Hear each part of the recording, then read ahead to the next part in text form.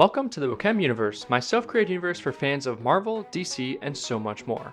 My name is Wakem, and I'm here to talk about what may have happened to Andrew Garfield's Spider-Man after his last solo outing.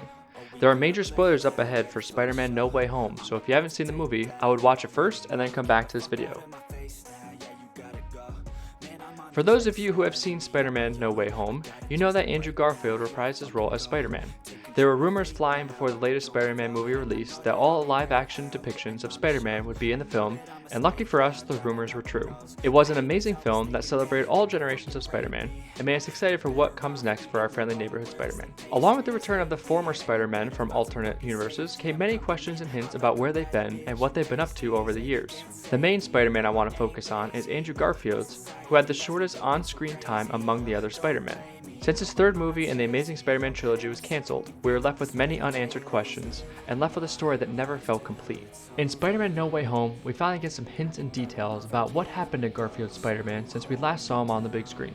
As a former Spider-Man Bond, they talk about some of the toughest fights they've had both internally and externally.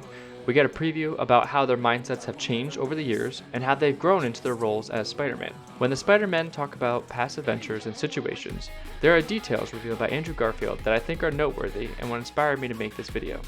The last time we saw Andrew Garfield's Spider-Man was in The Amazing Spider-Man 2. The film ended with an emotionally beat-up Peter Parker who entered a deep depression after Gwen Stacy's death. He spent months grieving over her death, which he blamed himself for, and he almost gave up on being Spider-Man entirely. It isn't until an old villain, the Rhino, reemerges that Peter Parker finally resurfaces as our friendly neighborhood Spider-Man.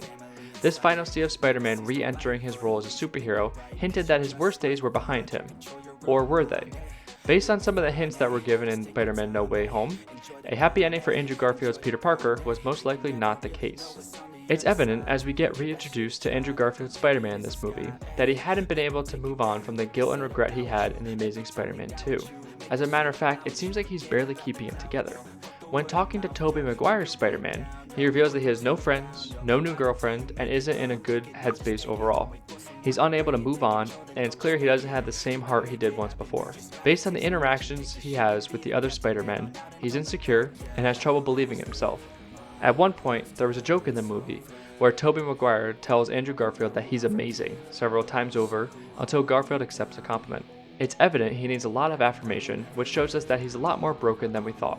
After Aunt May dies and the other Spider-Men try to comfort Peter, we get some information about Andrew Garfield's life after The Amazing Spider-Man 2, and it sounds quite bleak. While the aftermath of Gwen Stacy's death was briefly shown in his movie, we didn't get too much of an in-depth look of the healing process Andrew Garfield had to undergo as he came to terms with her death, and it sounded like he was still working on improving himself. He uses what happened to him as a cautionary tale for Tom Holland to not go down the path of darkness that he took. He talks about the anger that consumed him after Gwen's death, and how he started to stop pulling his punches, implying he took a much darker path to heroism. Spider-Man is known for having a no-kill rule when it comes to taking down his enemies, but it doesn't seem like that was the case with Andrew Garfield. He's constantly using his shattered life as an example of why Peter shouldn't cross a line to obtain revenge for his Aunt May's death. He doesn't want Holland's Peter Parker to make the same mistake he did when he suffered a tragedy and the no-killing rule went out the window for him. While it's extremely rare for Spider-Man to descend into such darkness, it's not entirely unheard of. We know from past movies and comics that the Venom symbiote has largely negatively influenced Spider-Man into some of his darker story arcs, but there were some instances where it came solely from Peter Parker. During Spider-Man's Back in Black comic saga, we see that Peter Parker is very capable and willing to murder to obtain revenge. In this comic, Kingpin sends a sniper to kill Aunt May, which ends up putting her in a coma. Peter Parker almost kills the assassin who shot Aunt May by throwing a jeep at him, which he narrowly dodges. After the sniper barely escapes with his life, Peter tracks him down, and after brutally knocking him around, Peter says he'll end his life if he doesn't tell Peter who hired him.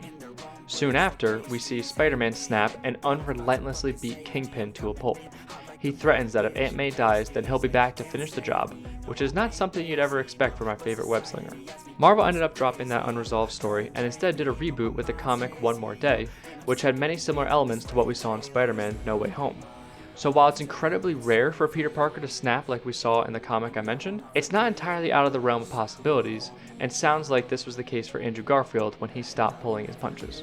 While we get some insight into Andrew Garfield's potentially dark history since The Amazing Spider-Man 2, Andrew Garfield has several moments of redemption in the film, especially when it came to saving Tom Holland's Peter Parker from going down the path he couldn't avoid. As the movie progresses, we see that the other Spider-Men have provided him with a good support system and helped show him that he's more capable of doing good as Spider-Man. His greatest moment of redemption came in what I thought was the most powerful and emotional scene in the entire movie.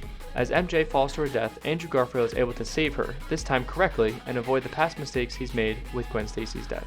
While this didn't completely fix the damage that had already been done, it did help him achieve a sense of closure and help him feel better about his past mistakes that clearly still haunt him today. Saving MJ from certain death showed Garfield that he's capable of being a hero, and he has a sense of hope to do better. As I reflect on Spider-Man No Way Home, I can't help but think about how this movie helped give Garfield's character a spark, much like Miles Morales did for the old Peter Parker in Spider-Man Into the Spider-Verse. This movie not only helped Garfield redeem himself, but also likely helped him get on a better path than he was on before. I think Andrew Garfield's darkest days are behind him, and it feels like he's still actively making progress towards redeeming who he is, but he's moving in the right direction. No one knows for sure what was originally planned for the third movie in the Amazing Spider-Man trilogy, but it sounds like we got a lot of breadcrumbs as to where they were going with Garfield's story arc. We still have many questions, but it was nice to get some answers to an abruptly ended storyline. Soon after Spider-Man No Way Home's theater release, The Amazing Spider-Man 3 started trending as fans called for Andrew Garfield to star in a new movie. After getting a snippet of Garfield's mysterious life since his last movie, and some arguing Garfield stole the show, it sounds like the fans want more. It's uncertain if fans will ever see Garfield suit up again to complete his Amazing Spider-Man storyline, but you never know. A few years ago, we never dreamed of having a Spider-Man in the MCU, or all the Spider-Men joined together on the big screen, so anything's possible.